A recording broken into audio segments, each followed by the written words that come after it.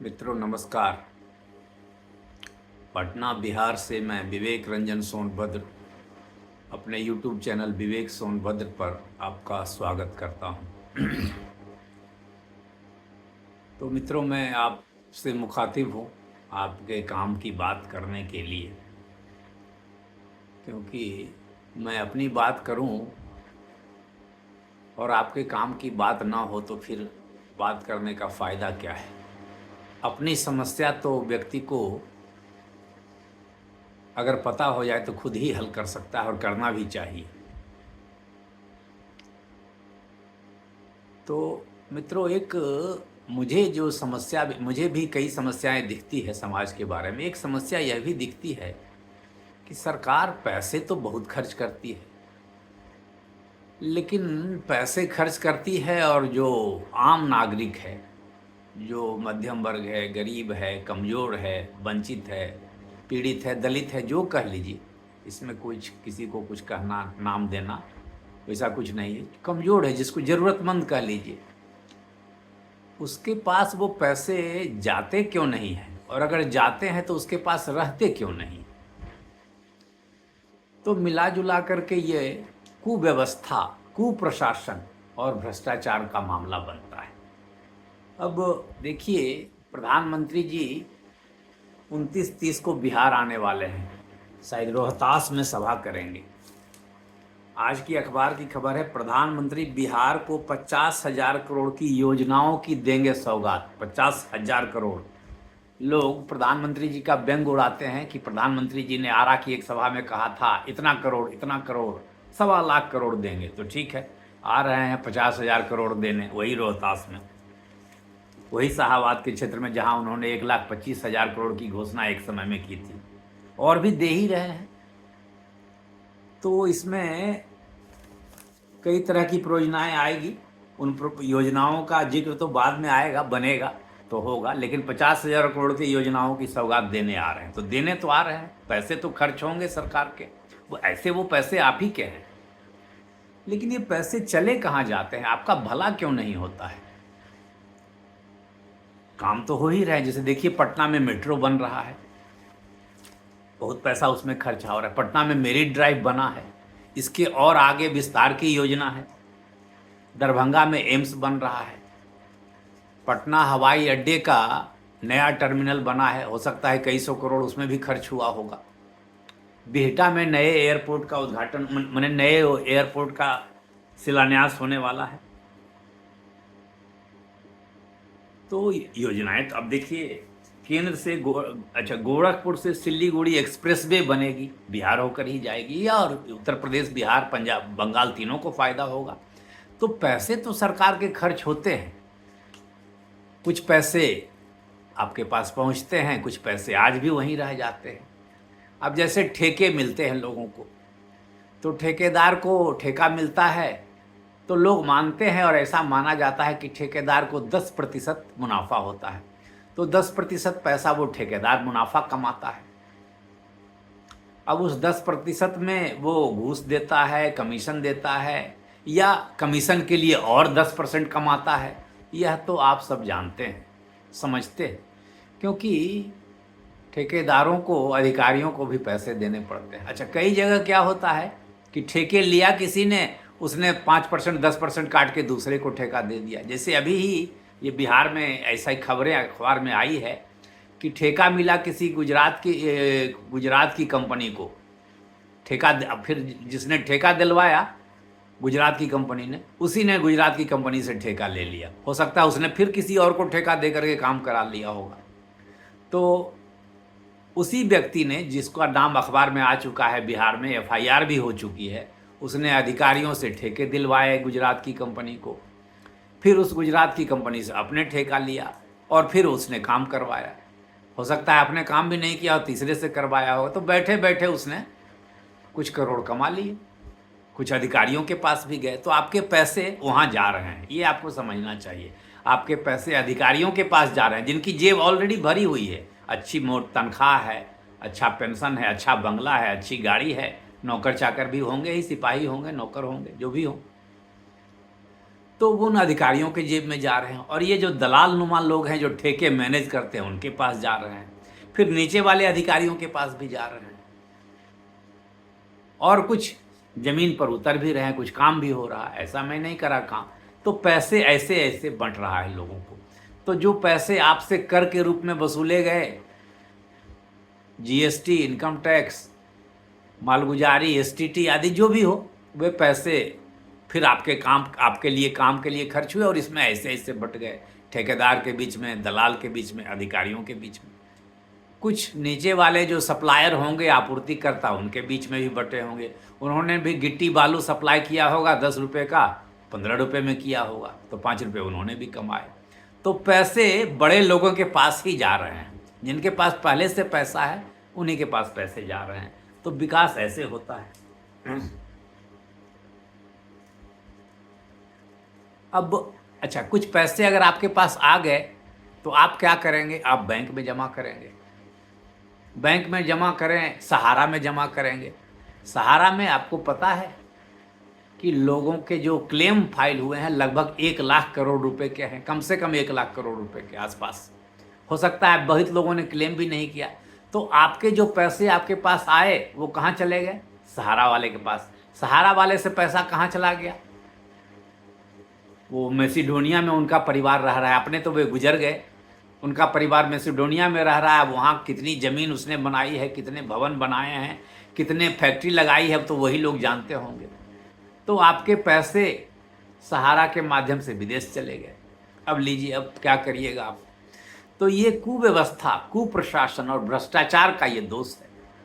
सहारा वाले को पकड़ने की क्षमता, जो पैसे विदेश चले गए उसको पैसे लाने की क्षमता हमारे प्रशासन में नहीं है, हमारे अधिकारियों नेताओं के पास नहीं है। अब इसमें संविधान और कानून कमज़ोर है कि कानून का पालन करवाने वाले लोग कमज़ोर हैं, ये जानिए। तो आपका पैसा कहाँ गया? सहारा जैसे लोगों के यहाँ चला गया। अब आपने बैंक में पैसा रखा, बैंक से कर्ज ले लिया किसने? नीरव मोदी, मेहुल चोकसी, और वे पैसा लेके विदेश भाग गए। तो बैंक में पैसा तो आपका था। अब बैंक को जो नुकसान हुआ वो सरकार अपने खजाने से बैंक को फिर पूंजी दे करके उसको ठीक करती है बैंक की हालत। लेकिन सरकार ने जो अपने खजाने से पैसा दिया वो तो आप ही का पैसा है, आपके टैक्स का पैसा है, और आपके नाम पर जो कर्ज लिया गया है वो उसका पैसा है। उस कर्ज के ब्याज देने पड़ते हैं, वो ब्याज तो आप ही देंगे, आज नहीं तो कल। तो आपका पैसा नीरव मोदी, मेहुल चोकसी जैसे लोगों के पास चला गया, विदेश चला गया, और कुछ पंजाब नेशनल बैंक के अधिकारियों कर्मचारियों के यहाँ चला गया। तो पैसा गरीब से बड़े आदमी के यहाँ चला गया। आपको पता होगा कि नीरव मोदी और मेहुल चोकसी ने 11,000 करोड़ से ऊपर का घोटाला किया है, बैंक के पैसे लूट लिए, यही साफ बोलना है उसको। तो पैसे वहाँ चले गए आपको। सहारा में 1 लाख करोड़ का आपका क्लेम है, कई लोगों ने तो अभी क्लेम भी नहीं किया होगा। सहारा से किसी तरह सुप्रीम कोर्ट ने सेबी को 25,000 करोड़ रुपए दिलवाए हैं। उसमें अभी सेबी ने 5,000 करोड़ कोऑपरेटिव विभाग को दिया है, उसमें से 2,500 करोड़ रुपए बटे हैं। तो आपके तो 1 लाख करोड़ 2 लाख करोड़ रुपए सहारा के पास चले गए, और आपको अभी 2,500 करोड़ मात्र मिला है। तो पैसे आपके वहाँ जा रहे हैं। तो ये हुई, पैसे आपके ऐसे डूब रहे हैं, और आप वही जाति, वही धर्म, वही 500 रुपया के लिए वोट, वही 5 किलो अनाज के लिए वोट दे रहे हैं। उस 5 किलो अनाज में भी आपको 4 किलो मिलता है। 1 किलो अनाज वो डीलर और जो अधिकारी हैं आपूर्ति विभाग के, उनके पास चला जाता है। तो फिर गरीब के नाम में पैसे आए लेकिन चले गए मध्यम वर्ग वाले, अमीर लोगों के यहाँ। अधिकारी लोग तो अमीर ही होते हैं, जिनकी सरकारी नौकरी है, अधिकारी है, वे अमीर हैं, इनकम टैक्स पे ही होंगे, वे तो लाखों करोड़ों में खेलते हैं। तो आपके पैसे अनाज 1 किलो अनाज के रूप में कट करके उनके पास चले गए। इंदिरा आवास में आपके नाम से पैसा आया, उसमें से 20,000 रुपया आप देंगे तो आपका इंदिरा आवास पास होगा। वो 20,000 अधिकारियों के खाते में जा रहे हैं घुमा फिरा करके। तो आपके पैसे वहाँ जा रहे हैं। अब डायरेक्ट बेनिफिट ट्रांसफर में तो कहा जा रहा है कि पैसे की चोरी नहीं हो रही है, लेकिन आपको अनाज तो 5 किलो, आप अंगूठा भी लगा रहे हैं, अनाज सुनते हैं 4 किलो ही मिल रहा है। तो ये हो रहा है। तो आपके पैसे कहाँ जा रहे हैं आप पहचानिए उन लोगों को और उन लोगों के खिलाफ आवाज़ उठाइए। आप लोगों का, देश के 1 करोड़ लोगों का लगभग पैसा सहारा में फंसा हुआ है, 1 करोड़ से ज़्यादा लोगों का। लोगों ने आज तक अपने प्रतिनिधि को पर दबाव ही नहीं बनाया मेरी समझ से। आप अपने एमएलए एमपी पर दबाव बनाइए, आप बोलिए कि सहारा के पैसे हमको दिलवाइए, और नहीं तो उनको वोट मत दीजिए। जो आपके सहारा के पैसे को आपको दिलवा नहीं रहे उनको वोट क्यों दे रहे हैं? तो नीरव मोदी हो गए, ये लोग हैं, और भी हैं, जैसे स्टर्लिंग बायोटेक कंपनी, कई कंपनियां हैं मित्रों। स्टर्लिंग बायोटेक है, एबीजी शिपयार्ड है, जेट एयरवेज है, डीएचएफएल है, एचडीआईएल है। कई लोगों ने करोड़ों करोड़, हजारों करोड़ रुपए बैंक से लिए और ख़त्म हो गए उनके पैसे। उनके पास अब पैसे नहीं हैं, या तो पैसे विदेश चले गए या यहीं कहीं ज़मीन में लगा दिए। ज़मीन उन्होंने खरीदी 2000 रुपये में और उसकी रजिस्ट्री कराई 500 रुपये की, तो 1500 रुपये ऐसे ही घुस गए। अब वो 500 रुपये से ज़्यादा में नहीं मिला, हम भी सरकार नहीं करा पाती है और कोई लेता नहीं है, ये भी है। तो ये सब ढंग के, विदेश भी ले गए हैं बहुत पैसे, तो विदेश ये लोग ले गए हैं। नितिन, स्टर्लिंग बायोटेक के मामले में तो यही है, वे उनकी कंपनी यहाँ दिवालिया हो गई, बैंक के पैसे डूब गए, और वे लोग सुनते हैं नाइजीरिया में अच्छा खासा बिजनेस कर रहे हैं, बहुत बड़े बड़े व्यापार कर रहे हैं, तो पैसे आपके वहाँ गए। अब देखिए, आपका विकास हो या नहीं हो, लेकिन गौतम भाई अडानी का विकास रात दिन दुना, रात चौगुना हो रहा है। ये मैं नहीं कह रहा कि वो चोरी कर रहे हैं, लेकिन आरोप तो चोरी के लग रहे हैं। उन पर आरोप लगा है कि कोयले का बोगस आयात किया। मैंने आयात तो किया, 1 रुपये के कोयले को 1.5 रुपया का आयात में दिखाया, और उस मार्फत से 29,000 करोड़ रुपया विदेश में चला गया। 2012 में ये आरोप लगा था और अभी तक मुकदमा चल ही रहा है। क्या हुआ कुछ पता नहीं। High court, supreme court, ED के चक्कर में घूम रहा है और 29,000 करोड़ रुपया विदेश चला गया। तो वो 29,000 करोड़ रुपया तो आप ही का है, घूम फिर करके। कोयला खरीदा गया कंपनी के पैसे से, कंपनी ने अपने शेयर होल्डर के पैसे, अपने पूंजी के पैसे, बैंक से लोन के पैसे से कोयला खरीदा और विदेश भेज दिया।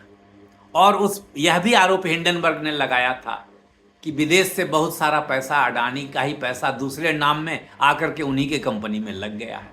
ऐसे ये कोई आरोप साबित नहीं हुआ, सुप्रीम कोर्ट भी गया, लेकिन मित्रों आरोप तो ऐसे ही होते हैं, साबित नहीं होते। आप भी जानते हैं कि हत्या हुई है, हो सकता है आप हत्यारे को भी जानते हो, लेकिन न आप गवाही देने के लिए तैयार हैं, न पुलिस यह साबित करने के लिए तैयार है कि उसने हत्या हुई है। तो हत्या तो हो रही है, हत्यारे का पता नहीं चल रहा है। उसी तरह से आपके पैसे चोरी हो रहे हैं, लेकिन चोर पकड़ा नहीं जा रहा है, या पकड़ा जा रहा है तो छूट जा रहा है। तो आप जानते हैं कि आपके पैसे कहाँ जा रहे हैं। आपके पैसे बड़े बड़े उद्योगपतियों के हाथों में जा रहे हैं, वे चाहे इसके लोन के रूप में, बैंक से लोन के रूप में हो, या आपसे शेयर बाजार के माध्यम से ले, और वे पैसे फिर विदेश चले जा रहे हैं। तो आपके पैसे का यही दुरुपयोग हो रहा है, उपयोग हो रहा है। तो यही सब कहानी है विकास की। अब आपके पैसे से कोई सृजन घोटाला कर देता है, 2500 करोड़ रुपए सरकार के पैसे बाहर चले गए, आज तक वसूली 1 पैसे नहीं। किसने चोरी की पता ही अभी तक नहीं चला है, जांच ही चल रही है 2017 से। तो 2500 करोड़ रुपए तो आपके थे, ये विकास के पैसे थे। विकास के नाम पर किसी कोऑपरेटिव सोसाइटी को दे दिए गए, एक से एक डीएम, कमिश्नर, वित्त मंत्री आदि को पता ही नहीं चला कि ये पैसे चोरी हो रहे हैं। ये भागलपुर की घटना है। तो आपके पैसे ऐसे ही जा रहे हैं। अब आपका विकास कैसे होगा ये तो आप सोचिए, कि विकास हो रहा है कि आपके विकास के नाम पर दूसरे लोगों का विकास हो रहा है। ये बात सोचने की तो जरूर है। और यह कोई आज नया नहीं हो रहा है, यह पहले से, चाहे सरकार किसी की रहे, चलती यही बिचौलियों की ही है, जो ठेके मैनेज करते हैं। चलती उन्हीं अधिकारियों की है जो प्लॉट का रकबा और प्लॉट नंबर, खाता नंबर गायब कर देते हैं और फिर उसको चढ़ाने के लिए आपसे पैसे लेते हैं। अंचल कार्यालय में यही हो रहा है। तो मित्रों, कैसे इसका समाधान होगा ये तो आपको ही सोचना है। जो लोग इसमें शामिल आपको लगते हैं आप देख रहे हैं कि आपके पैसे से बड़े हो रहे हैं, दलाल आपके गांव में है, आपके गांव में कोई डीलर चोरी कर रहा है, आपके गांव में कोई मुखिया कोई नेता चोरी कर रहा है, तो उससे उसका प्रतिकार नहीं करेंगे, उसका विरोध नहीं करेंगे, तो फिर आपका भला तो नहीं होगा। अब आप समझते हैं कि नहीं, मुखिया से ही कुछ ले करके उसको वोट दे देना है तो दे दीजिए, एमएलए साहब से ही कुछ ले करके वोट देना है तो दे दीजिए, तो आपको वो 10 रुपये देगा और 100 रुपये आपके फिर किसी से आपसे छीन लेगा किसी न किसी बहाने। ये तो तय है। तो मित्रों, आज मैं इसी बात पर आपसे चर्चा करना चाहता था और मैंने किया कि आपके ही पैसे हैं और आपके पैसे से दूसरे लोग राजा हो रहे हैं। नाम आपका हो रहा है कि आपको अनाज दिया गया, लेकिन अनाज की चोरी हो रही है। हो सकता है किसी सप्ताह अनाज कम मिले, नहीं मिले। आपके लिए इंदिरा आवास आ रहा है, उसमें से 20,000 कमीशन में जा रहा है। आपके नाम से खाद आ रहा है सब्सिडी का, तो लेकिन आपको 266 की जगह 350 में मिल रहा है। तो पैसे तो आपके नाम से सस्ता करके भेजा जा रहा है खाद को। खाद बनाने वाली कंपनी को सरकार पैसा दे रही है कि तुम इतना ही चार्ज करो, 266 ही चार्ज करो, लेकिन आपको लग रहे हैं 350 रुपये। तो आपके नाम से आप जगेंगे नहीं, आप ऐसे लोगों को पहचानेंगे नहीं और उनको वोट देना बंद नहीं करेंगे, तो आपका शोषण होते रहेगा। नीरव मोदी बड़े होते रहेंगे, विजय मल्ल्या बड़े होते रहेंगे, गौतम भाई अडानी बड़े होते रहेंगे, रेसु श्री जैसे लोग बड़े होते रहेंगे, आईएएस अधिकारी लोग 95 करोड़ का रिसोर्ट बनाते रहेंगे, करोड़ों रुपए की मर्सिडीज चढ़ते रहेंगे।